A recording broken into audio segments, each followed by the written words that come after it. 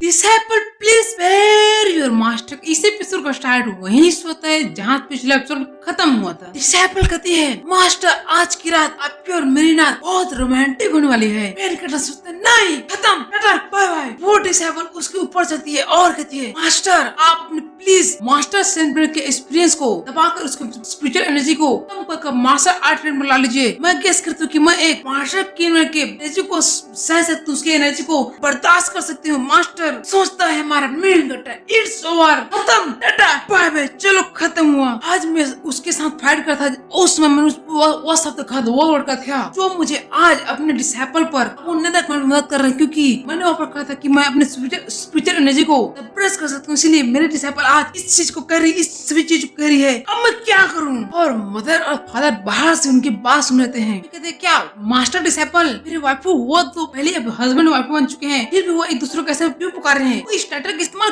क्यों कर रहे हैं? हे, क्या तुम भूल गई तुम अपने फर्स्ट नाइट में कैसे फन करते थे? तुमने कैसे किरदार निभाया था? हाँ मैं भूल गया। मैंने बहुत मजा की उस नाइट में। माय लॉर्ड मैं आपकी सेवा के लिए तैयार हूँ। आज मैं आपको खुश कर देंगे माय लॉर्ड। खुश से खुश यह बादशाह तुमसे खुश हुआ। आओ मेरे अनारकली आओ आओ। चलो थोड़ा नजदीक जाओ और देखते हैं क्या होता है। हाँ थोड़ा लेकिन वहाँ पर डोर ओपन होता है और वहाँ पर सामने गिर जाता है। मैं जैसा थोड़ा सा देख रहा था लेकिन उसकी डॉक्टर बहुत गुस्सा थी। एक्चुअली मैं यहाँ पर डुअल कंट्रोल बैरियर सेट करना भूल गई। अब मैं सेट कर रही हूँ। वो दोनों को वहाँ से निकाल कर वहाँ पर स्पिरिचुअल स्टोन बैरियर लगा देती है, बाउंड्री लगा देती है और इनसाइड में डिसेबल करती है। मेन कैरेक्टर पूरे कड़े खोल कर मास्टर अब हमें डिस्टर्ब करने वाला कोई नहीं है, इसलिए हम अपना कार्यक्रम स्टार्ट कर सकते हैं। आज हम इस चीज को कंप्लीट करेंगे। मैं क्या करूँ? आज लगता है मेरे डिसेबल मुझे अपने आप को सौंप देगी। डिटरमाइंड है मुझे अपने आप को सौंपने के लिए, इन सभी कारणों करने के लिए। लेकिन सोचने वाली बात है यह यकीन करते कि मैं अपने स्पिरिचुअल एनर्जी को सप्रेस कर सकता हूँ मास्टर रियल्म तक। अगर ऐसा है तो यहाँ पर एक चांस बनता है मेरे डुअल कंट्रोल के दौरान मेरा आइडेंटिटी एक्सपोज नहीं होगा। वही डिसेबल कहती है मास्टर वो हमारे मेन कैरेक्टर के बदन से जितना भी कपड़ा बचा होता है निकाल कर टॉपर रहते कहती है मास्टर आप इतना अजीब क्यों लग रहे हैं? या हो सकते है कि आपने अपनी बॉडी चेंज की इसलिए आप इतने अलग व्यवहार कर रहे हैं, या आपने यहाँ पर मास्टर सेंट्रल पर इसलिए आप इतने व्यतीत दिख रहे हैं, इतने अजीब दिख रहे हैं। मुझे हमेशा से फील होता है कि ऑलवेज फील होता है कि मास्टर का कुछ न कुछ अनयूजुअल, मास्टर में बहुत सारे अनयूजुअल चेंज है यहाँ पर। Lots of change. शिट यार इसका कैसे पता चला? इसने जरूर नोटिस कर लिया होगा। हाँ मास्टर आप पहले से ज्यादा अट्रैक्टिव हो चुके हैं। यहाँ तक कि ये हमारे मास्टर के पावर की लिमिट से बाहर जा चुके हैं। कहते हो हमारे ओल्ड मास्टर जिसके पास पावर था लेकिन वो कोल्ड हार्टेड थे, लेकिन वो मुझे ज्यादा पसंद नहीं थे। प्लास्टिक मास्टर मुझे ज्यादा पसंद नहीं आती, बल्कि मास्टर अभी आप जो है जो आप इतना सॉफ्ट टेकर तुम काइंड हार्टेड के बंदे मुझे बहुत पसंद आते हैं मास्टर, बहुत ज्यादा। लू है सोचता है क्या इसको वो पुराना ओल्ड मास्टर पसंद नहीं आता था जिसको ये लाइक करती है।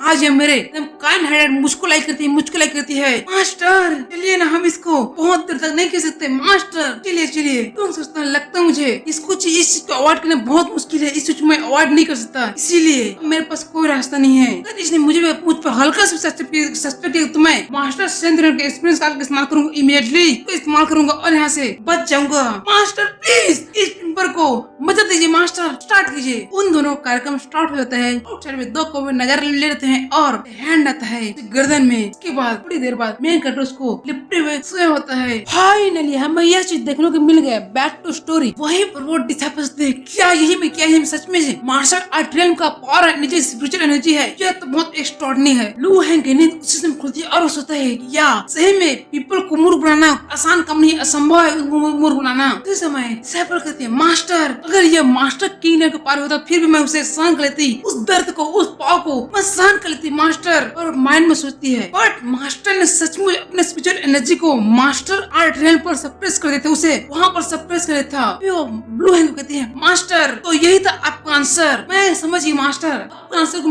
अंडरस्टैंड करती हूँ। क्या आंसर? मैंने कौन सा इसको आंसर दे दिया? वो वहाँ से दूर आते हैं, अपने बेड से दूर आते हैं, अपने सर को संभालते हैं, अपने बॉडी को ढकते दूर आते हैं। कहती है लगता है इन सब चीज को मास्टर ने बहुत पहले से देख लिया था, इन सब चीज को मास्टर ने बहुत पहले से प्रिपेयर कर लिया था। मैंने क्या प्रिपेयर किया? मैं क्या देख लिया? मुझे क्लियरली समझा मैंने क्या देख लिया। जान कहती है मास्टर हम फॉक्स क्लैन वाले हमेशा इस स्प्रिंग वाटर को देखभाल करते थे, इसकी रक्षा करते थे, इसकी प्रोटेक्शन करते थे और हम इस आशा में जीते थे कि कोई न कोई पर्सन आएगा और हमें इस फर्स्ट ट्राइब को एंड फैन कंटेंट में एक जगह देगा, एक पहचान देगा। लेकिन आपकी इस डिसाइपल के लिए अकेले इस सभी चीजों को अचीव करना इम्पॉसिबल है, एकदम इम्पॉसिबल। इसीलिए अगर मेरे डिसेंडेंट इस कंटेंट में रह पाऊं, अगर आपको और मेरे डिसेंडेंट इस कंटेंट में रह पाता हूँ, तो भी हमारे फॉक्स क्लैन को नीचे नहीं देखेगा। हमारा फॉक्स क्लैन हमेशा राइज होते जो ऊपर जाता जाएगा। मेरे डिसेंडेंट बहुत पावरफुल बनेंगे, उनके पास बहुत सारे निंजा टेक्निक, मार्शल आर्ट, बहुत सारे जासूसी टेक्निक होंगे। लेकिन मास्टर मैंने इस सब चीज के बीच में आपको बहुत ज्यादा ऑफेंड किया, आपको बहुत ज्यादा नाराज किया मास्टर, इसलिए मैं डिजर्व करती हूँ दैट को। इसलिए मास्टर प्लीज इस डिसाइपल को पनिश कीजिए मास्टर, प्लीज कीजिए। हो सकता है तो यहाँ पर एक प्लान था, इसका कोई प्लान था, लेकिन इसका ऐसा रिएक्शन क्यों है? क्या उसे कोई संदेश नहीं है? क्या उसे कोई इंस्टिंक्ट, क्या उसे पता नहीं चला कि मेरा फ्यूचर एनर्जी, मेरे कंडीशन में कुछ न कुछ गड़बड़ है? उसे ऐसा क्यों नहीं पता चला? जिससे मैं सिस्टम से नोटिफिकेशन आता है फर्स्ट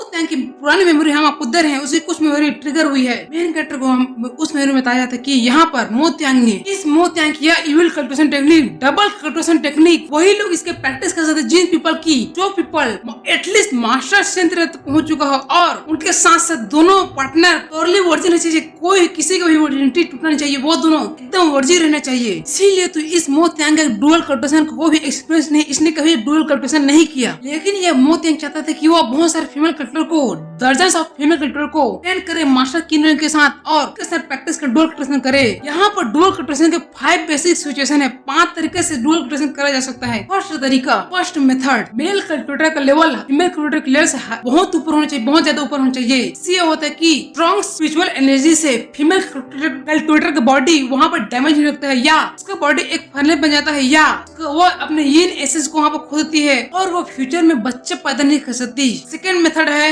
मेल कल्टिवेटर का लेवल एक लेवल ऊपर होना चाहिए फीमेल कल्टिवेटर से। इससे यह होता है कि डुअल कल्टिवेशन के बाद जो भी स्पिरिचुअल एनर्जी, बहुत खतरनाक स्पिरिचुअल एनर्जी, डुअल कल्टिवेशन के बाद जो भी स्पिरिचुअल एनर्जी फीमेल कल्टिवेटर की बॉडी जाता है, वो स्पिरिचुअल एनर्जी से अपने बॉडी को विकास करती है, उसको बॉडी एनहांस होता है और इससे उसके आने वाले चाइल्ड पर बहुत अच्छा प्रभाव पड़ता है, वो एकदम टैलेंटेड निकलता है। थर्ड मेथड है जिसमें मेल और फीमेल कल्टिवेटर का लेवल रियल में एकदम बराबर होता है, दोनों का रियल में एकदम बराबर होता है। इस डुअल कल्टिवेशन को खत्म करने के बाद दोनों मेल और फीमेल बॉडी का स्ट्रॉन्ग होते हैं, दोनों एकदम एक दूसरे को स्ट्रॉन्ग बनाते हैं। लेकिन उनका जो बच्चा पैदा होगा, वो जो चाइल्ड पैदा होगा, वो एकदम ऑर्डिनरी टैलेंटेड होगा, वो मेन कैरेक्टर नहीं होगा। फोर्थ मेथड है जिसमें फीमेल कल्टिवेटर मेल कल्टिवेटर से एक लेवल हाइजर होती है। इसमें डुअल कल्टिवेशन करने के बाद मेन कैरेक्टर मतलब मेल कल्टिवेटर फीमेल कल्टिवेटर की बॉडी में बहुत मुश्किल से, बहुत हार्ड वे से अपने स्पिरिचुअल एनर्जी फीमेल कल्टिवेटर के बॉडी में भेजेगा, जिससे फीमेल कल्टिवेटर को वो थोड़ा सा ही स्पिरिचुअल एनर्जी ले सकती है और इसमें फीमेल कल्टिवेटर वहाँ पर बच्चे पैदा नहीं कर सकते, इसमें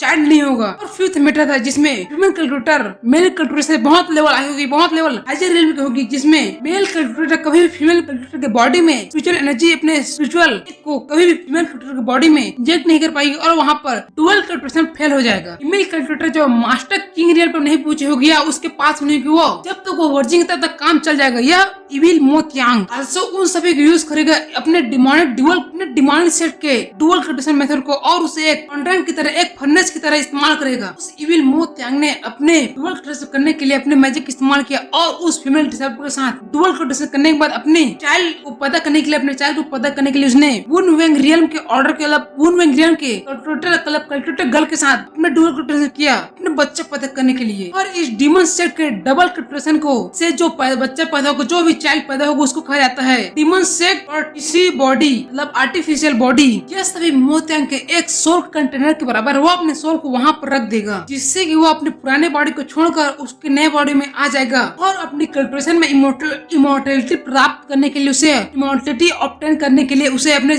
डिसेंडेंट की बॉडी में कब्जे जमाना होगा। इससे ही वो इमोर्टल की तरह बन जाएगा। लेकिन इस टेक्निक में कल्टिवेशन को बेहतर बनाने के लिए, इम्प्रूव करने के लिए सबसे बड़ी समस्या, सबसे बड़ा बिगेस्ट ऑब्स्टिकल समय है, समय, टाइम। यह मोत्यांग कंटिन्यू करेगा अपने इस सभी चीज को, अपने इस चीज को के साथ वह बहुत सारे लोगों की बॉडी में कंट्रोल पाएगा, उसकी कल्टिवेशन को इम्प्रूव करेगा और समय के बैरियर को टोकर यह इवेंचुअली रीच कर देगा मास्टर एम्परर रेन पर और एंड मास्टर सेट पर, जिससे उसको बहुत सारी पावर प्राप्त होगी। रिसेंट में आते हैं लू हैंग कहता है ये अच्छा हो साले, ये बुढ़ा यही डिजर्व करता, अच्छा वो ये मेरे हाथों से मारा गया, वरना ये इस वर्ल्ड के लिए बहुत बड़ा खतरा बन जाता। अच्छा वो साले मेरे हाथों से मारा गया। इसी के साथ हमारा ये एपिसोड यहाँ पर एंड होता है। इसके आगे के चैप्टर अभी तक रिलीज नहीं हुए हैं या हम आज लेकिन मैं उसको अनलॉक नहीं कर सकते, इसीलिए यहाँ तक आप एंजॉय कीजिए। जैसे इसका नया चैप्टर आ जाएगा तो फिर मैं नए चैप्टर के साथ नया वीडियो बनाकर अपलोड कर दूंगा। और आज इसके बाद कोई दूसरा वीडियो नहीं आने वाला, क्योंकि कल मैं कोई न्यू मानव स्टार्ट करने वाला हूँ और उस मानव के 2 वीडियो डालूंगा और एक वीडियो ड्रेसर इंस्ट्रक्शन मैनुअल को डालूंगा। इसीलिए आज के लिए आज मेरी छुट्टी है, बस मैं रेगुलर वीडियो कल से 3 से 4 वीडियो मैं रेगुलर डाला करूंगा। ठीक है, इसी के साथ हम आपसे विदा लेते हैं।